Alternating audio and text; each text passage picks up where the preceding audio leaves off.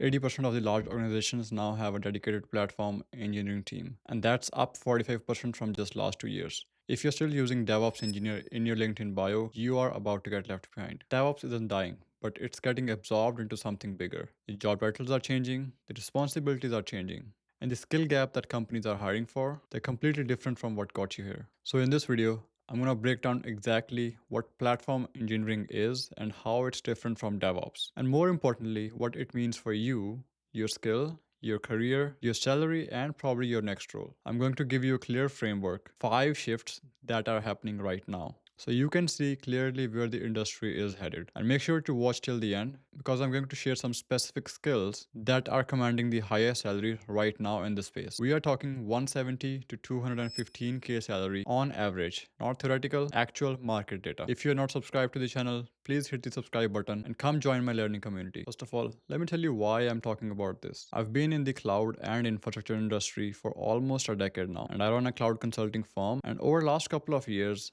I've been noticing something really interesting happening with my enterprise clients. I started noticing two different patterns. On one side, you've got teams using YAML files. Everything is tribal knowledge locked in one person's head. Developers have to wait weeks for a provisioned environment, and every deployment is a snowflake. Every team has their own way of doing things. And then that one senior DevOps person goes on a vacation and everything slows down. On the other side, I started seeing teams adopting something called platform thinking. They build internal self-service tools. Developers can spin up environments in minutes, not weeks. All the standards were codified. Nothing was tribal anymore. And here's one thing. The ops team was actually smaller, but they were 10 times more effective. The contrast is simple. This is platform engineering, and once you see it, you can't really unsee it. So let me walk you through 5 different shifts that defines what platform engineering actually is. And this is all theoretical. These patterns are what I am seeing in real organizations right now. Okay, shift number 1, and this is the big one. The DevOps mantra was you build it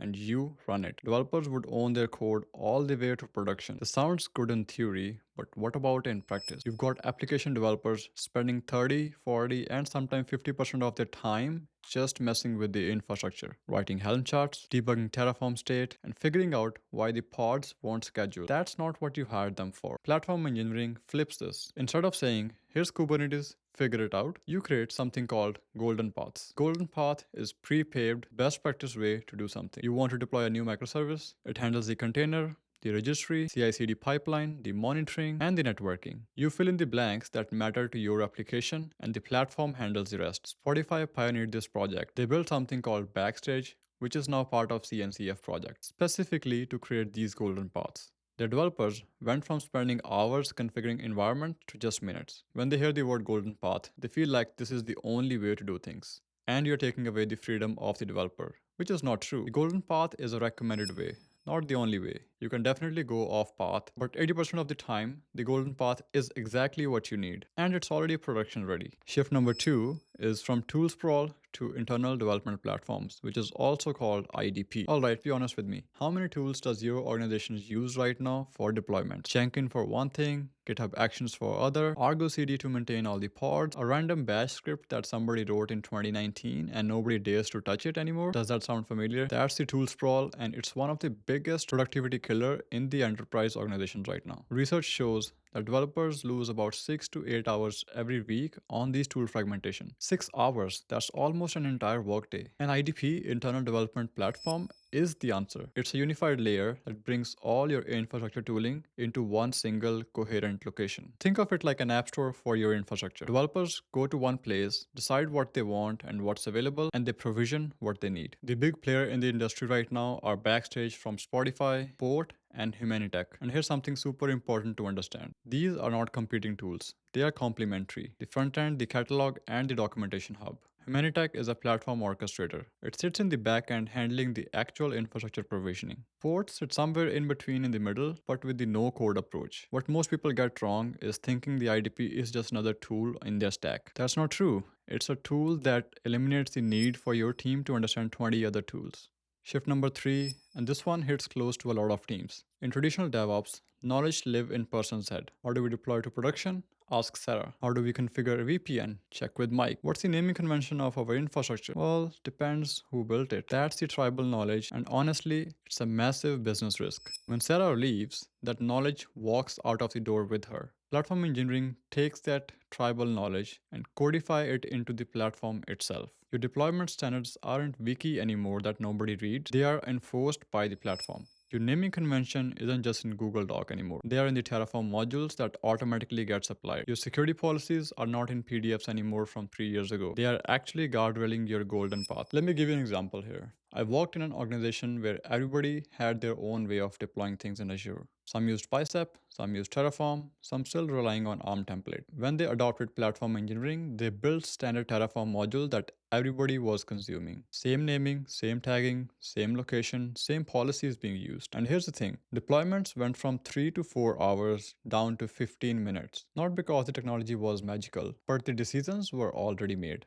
What people get wrong here is codifying means rigidity. It means boring stuff is automated so your engineering team can focus on interesting stuff. Shift number 4, from reactive operations to proactive enablement. In traditional DevOps model, ops team is a service desk. A developer reach out that I need database, a Kubernetes namespace, a VPN in place, or I just need some firewall rules to be updated. The ops team is processing tickets. It's reactive and you are always responding to requests. Platform engineering inverts this completely. Instead of waiting for tickets, platform engineering team proactively build the infrastructure and the capabilities that developers need. You study your development workflow, figure out the bottleneck, and build a self-service solution that eliminates the need for ticket in the first place. Netflix is probably the best example of this at scale. Their platform teams don't wait for developers to ask questions. They observe how developers work, identify frictions, and build tools that remove that friction. Their internal development tool Spinnaker, which later they open sourced, came directly from this approach. And here's where it gets interesting. When you shift the approach from reactive to proactive, you fundamentally change the relationship between the development team and the operations team. You are not a service desk anymore. You are a product team, and your product is the platform, and your users are your own developers. Just like with any product team, you do your user research and gather feedback to iterate and improve on the platform. What most people get wrong is building the platform in isolation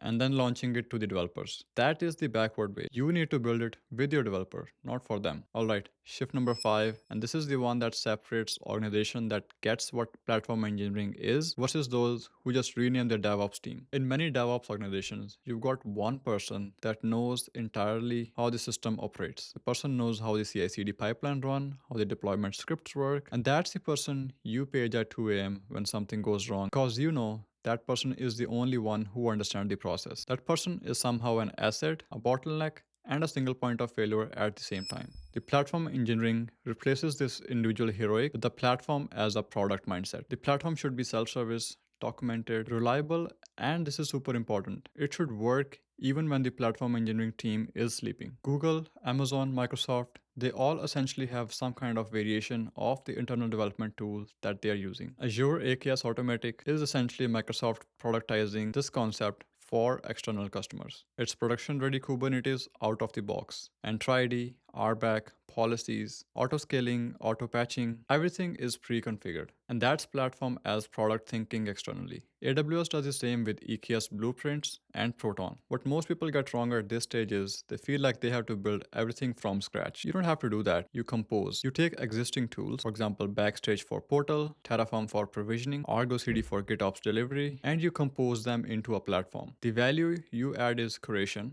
golden path building, and the standard. It's not about building another development tool from scratch. Alright, now let's talk about what this means practically. What skills should you be building if you want to get into something like platform engineering? And this is the part I promised you. The skill commanding the highest salary right now. Platform engineers are averaging about 170 to 215k salary. Again, it's depending on the source and the different level of experience. That's almost 15 to 20% higher from our traditional DevOps roles. So let's get into specifics. Skill number one is GitOps. And I don't mean you just know what GitOps is, but you actually understand how it works. Argo CD and Flux, these two are dominating tool here. Argo CD is more popular and Flux is Kubernetes native. You need to be comfortable with at least one of them. GitOps is the foundation of how the modern platform handles deployment. Everything is declared in Git and everything reconciles automatically. The second skill is IDP tool. Backstage is your best tool here. It's open source, CNCF product, and it's what most large organizations are adopting. Learn how to deploy it, how to create software templates, and how to build plugins. Fort is also a commercial alternative if you want to try that. Skill number three is infrastructure abstraction. This is one of the things which a lot of people haven't heard about yet. And honestly, it's a huge differentiator right now on your resume. Crossplane converts your Kubernetes cluster into a universal control plane. You start to define custom resource definitions, CRD, and suddenly your developers can provision SQL,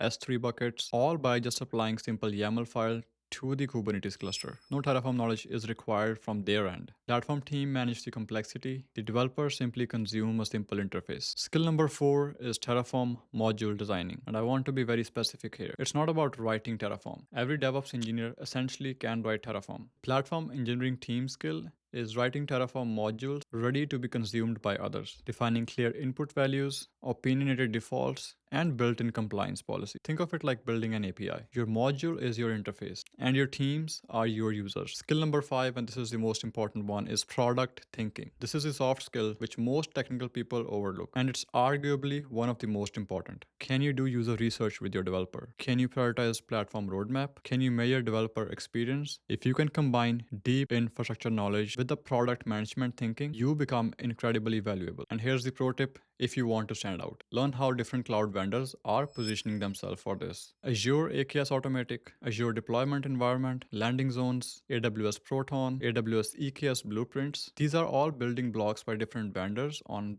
how to build the platforms. Understanding how to compose this into an internal platform is very, very valuable. All right, let's recap 5 things for building the platform engineering teams and moving away from DevOps. One is you build it and you run it to golden path and self-service. Second, from tool sprawl to internal development tool. Number three, from tribal knowledge to codified standards. Number four is reactive op to proactive enablement. Finally, number five, individual heroic platform as a product mindset. The skills that matter here is GitOps with Argo CD or Flux, Backstage or Port for development tool, Crossplane for infrastructure, Terraform module designed for consumption, and finally, product thinking. This isn't a trend that's coming. It's already here. The organizations that get this right are shipping faster, onboarding engineers in days, and attracting the best talents. The ones that don't are still fighting the fires and wondering why the best people keep leaving. Let me know in the comment what your organization's platform maturity looks like. Are you still in the ticket filling stage? Or have you started building a self-service capabilities? I genuinely would like to know. Alright, I'll see you in the next one. Until then, stay curious and keep building.